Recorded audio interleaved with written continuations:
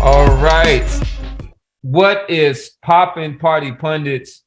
Welcome to another episode of Pop Talk. This is episode 41. I am Professor Nims. I'm giving it up to my man, the Casual Rand. What's up, though? Boston Jared. Peace. And the inimitable Coach Dave. So with that said, I think this is a good segue to talk about HANEY, who does have a style that is probably not the most aesthetically pleasing, but he is a master boxer. Yes. He is somebody who is undisputed. He went to Australia twice and beat your boy KAMBOSOS. I think he beat him in a more convincing fashion this time. Maybe, maybe not, but I thought so. I thought he was putting some real hurt on him. He didn't look good at the scales, though. He didn't look good at a P.O.W, man. He looked he looked bad. He looked like one of those bobble dolls. His head was looking really, really big, and his body was looking He looked small. like 50 Cent in that movie when he had when he played a crackhead or whatever, right? Yeah. Exactly. But let's go. We haven't heard from Coach in a while. So what was your thoughts on the performance by one Devin Haney? And then do you think that with his style that he is going to be able to develop? You know, he's not Tank. He doesn't have this kind of Mayweather hype machine, and he doesn't have the power behind him. But he is closer to Mayweather than Tank is. So do you think that he can develop a following, even if they just want to follow him to see him lose? I don't think he can. Well, so no to, you know, can he develop a following just so that people can see him lose? I just don't think I think he has that charisma, that smack talking, and all that stuff that that Mayweather has. So that answer is no. I thought he was really trying to. But what I was most impressed about is that I think he was trying to get that boy out of there. I think he was. It's probably one of the most aggressive fights that I my opinion, that I saw in Haney, and I liked him, man. I like how he boxes.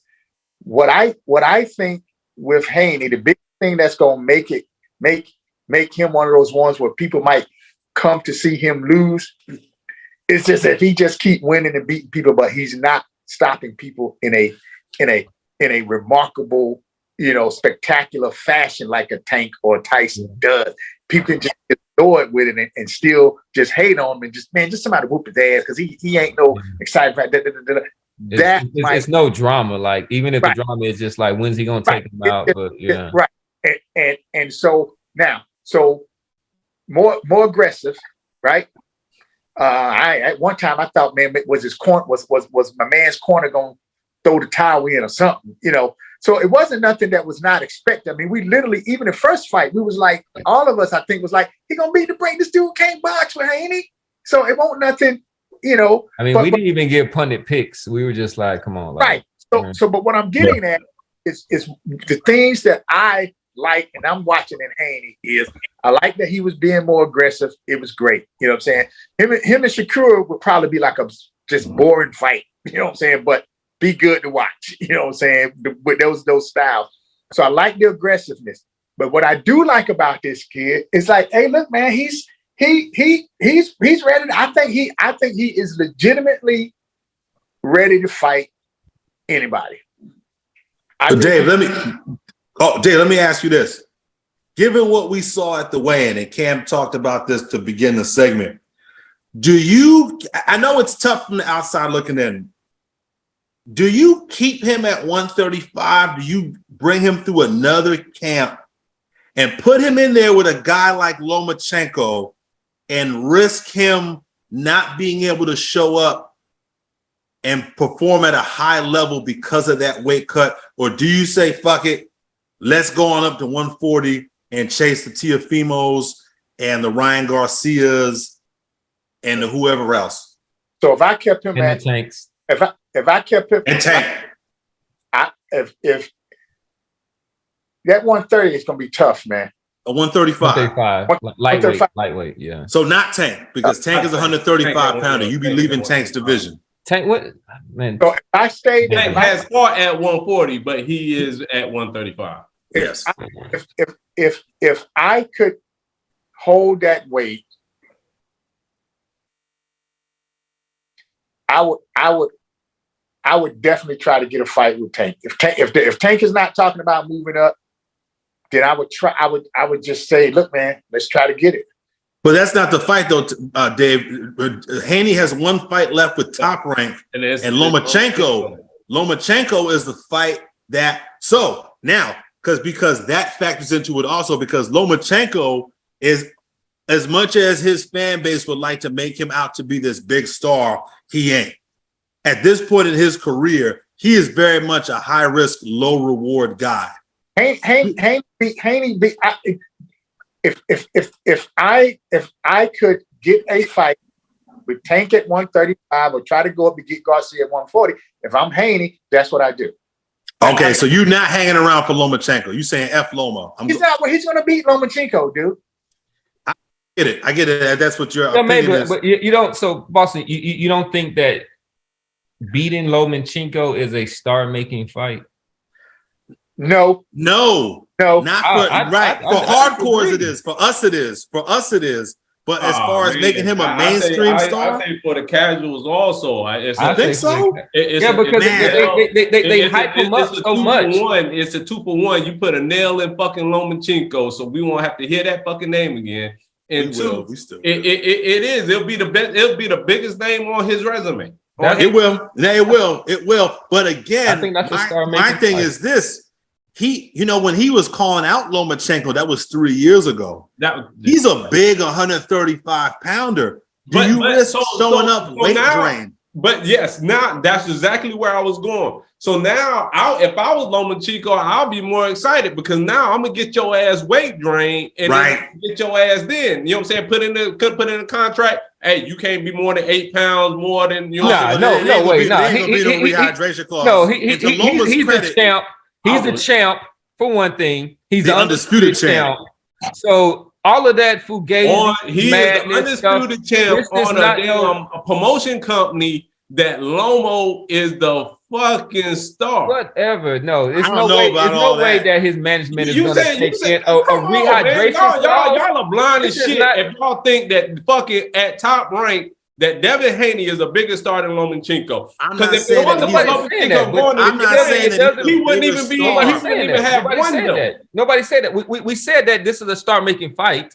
So obviously, that's somebody who is rising up. I just said at Top Rank eyes, Lomachenko is the biggest star. I don't care if Haney has. But there is no way that they would disrespect. That's a technicality. There is no way that they would disrespect an undisputed champion who has defended his belt by giving him a rehydration. He's not going to have leverage. He's not going to have leverage in a negotiation. He'll be like, you know what? I'm not gonna fight the guy because Lomachenko needs this fight more than Devin Haney. Yes, absolutely. And I don't think, to Loma's credit, I don't think Loma is that guy. I don't think Loma would do that. I really think that this, I would as say much as people need this fight more than Haney. You said what? I think Top Rank needs this fight more than Haney. I don't know about that, man. Neither one of these guys are real. They're hardcore boxing. They move the needle with hardcore fans. These guys, neither one of these guys move the needle with the mainstream casual fan. As much as Lomachenko's cabal of supporters, including Paulie Malignaggi is the head of the Lomachenko fan club. Even though the way he said it was disrespectful, but I agree with what he says. Agree with what specifically? Yeah, I agree with what? That the way this going, he was like, look, the way it looks like Haney will drop the belts instead of fighting Lomachenko and go to 140. I agree with that. But the way Paulie put it, Paulie made it sound like he was scared of Lomachenko. He's scared of Loma, and that's not true. Himself to make, but that's what I'm trying to figure out. What you agree with the weight. But my thing, I agree. What I've always advocated.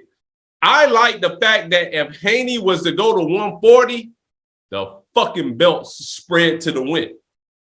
You know what I'm saying? They spread it on Top Rank. They ain't gonna spread to the win. I mean, what you mean?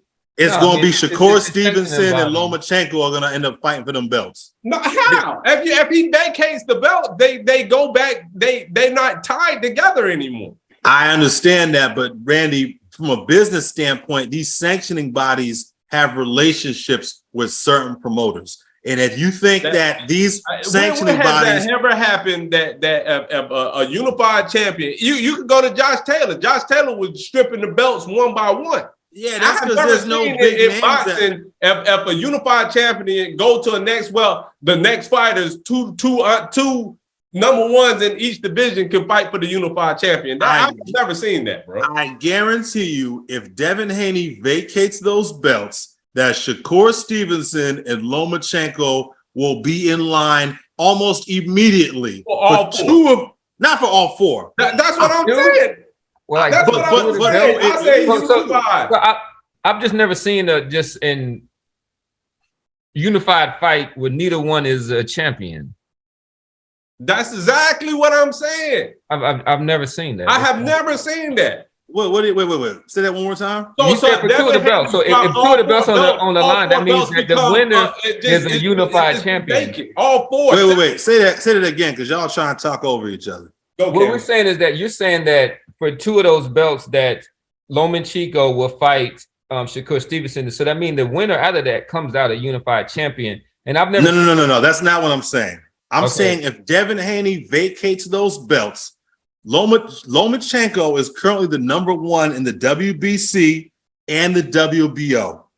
Haney vacates, Lomachenko will fight a vacant title fight against pick a guy for potentially both of those belts. The same way that Canelo Alvarez fought Callum Smith for both the WBC and the WBA, even though Callum Smith only had the WBA, right? Unless Al Heyman can figure out a way to get Isaac Cruz that fight, Jezreel Corrales that fight, because interestingly, Isaac Cruz is the number 2 behind Loma in both the WBO and the WBC. What an interesting scenario that would be if Haney vacates and now you've got Loma and Isaac Cruz in vacant title fights.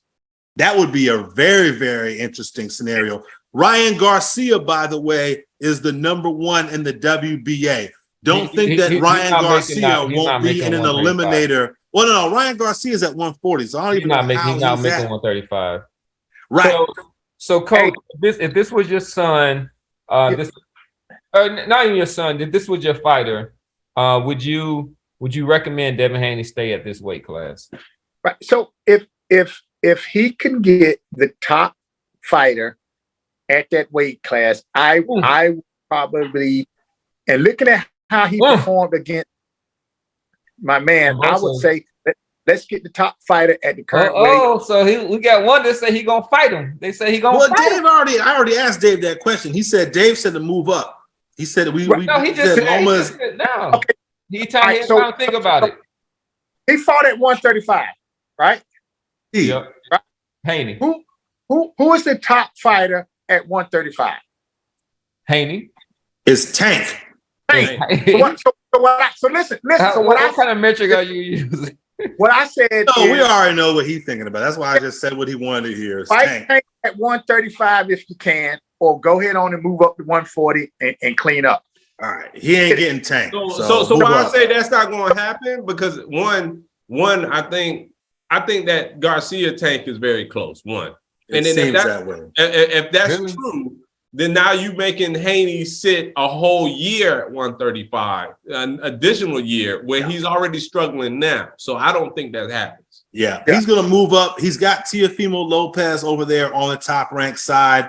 He's got Regis Prograis, which is a very high risk, low reward fight for him on that side of the street. You've got Jose Ramirez at 140 pounds, who's a top ranked somebody fighter in the top 15, right? He's never fought at 140. Everybody just thinking this is not a power punching, maestro. So like, let him make sure that he understands the strength of these guys and going out there with Tank and Ryan Garcia.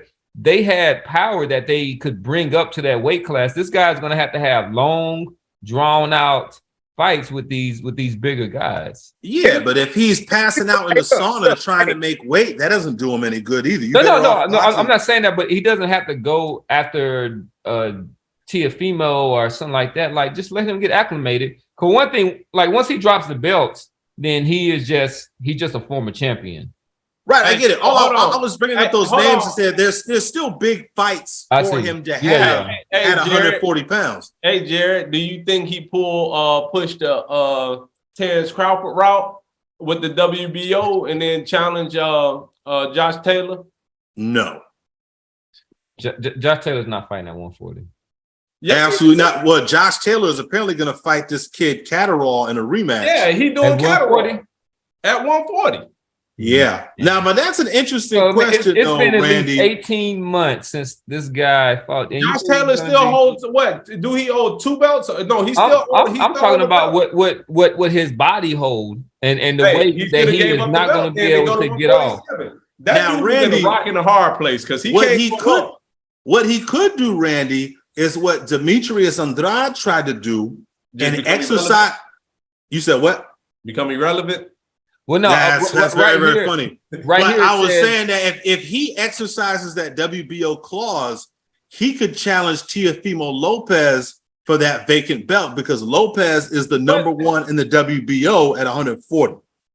At 140, Josh Taylor is still the champion. Right, but if I'm assuming Taylor vacates.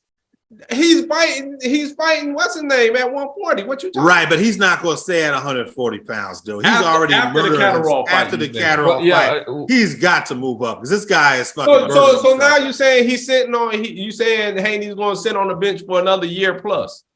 No. That's not what I'm saying at all. I'm saying he can move up and he can fight all kinds of guys. That's why I just named off all those names. If he moves up, he fight Teofimo for the vacant WBO. Because you asked if he did, if he pulls a Terrence Crawford and tries to exercise that WBO clause where you can move up and become the mandatory. I don't think he's going to do that because of Teofimo's position. And promotionally, he seems like he's in a place where he's doing business with Top Rank. So he moves up with his head on straight, knocks the shit out of Haney. But go ahead. What do you think, Dave? Teofimo versus Devin at 140. Haven't not seen him at 140. Listen, I like it. Who are you picking? I like Haney. But let me make a point too, though. I like kind of going back to what Randy said. Look, I just don't. I got to go back to Lomo real quick, man. So look.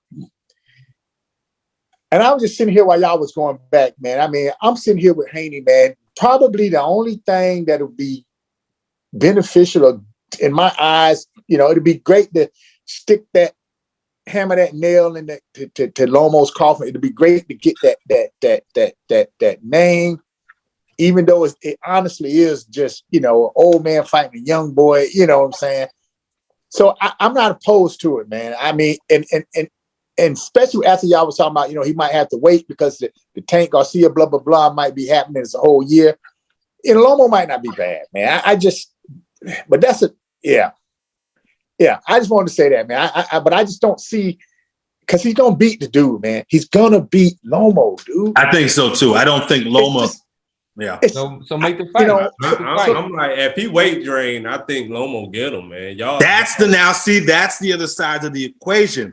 How much is that weight cut going to affect him 5 months from now when that fight gets made? Loma fights in 2 weeks. Depending on how that fight goes, what if Loma end up with a bad cut in that fight for whatever reason? Headbutt, punch, whatever. What if this is the fight of Loma's life and he needs 5, 6, 7 months to recover. And that's why I asked Dave what he thought, man, because Haney looked bad at that weigh-in. I said, man, this shit might go back. Now, he rehydrated and performed very, very well, in my opinion. He's a professional. Right, but he's still a human Nobody being. can't keep doing that, man. Exactly. Yeah, I mean, the guy's he's not 32. He's 23. But I'm not. Is he 23? I believe so. Man, okay, well. Yeah, he's still a very young man then. He's younger than a lot of people give him credit for. So. But he has the frame of a fucking welterweight. I mean, he's going to finish his career probably at 147 pounds. And Loma is eating 5 guys the day before the weigh-in for 135 pounds. Loma is a 126 pounder, blown up 130 pounder.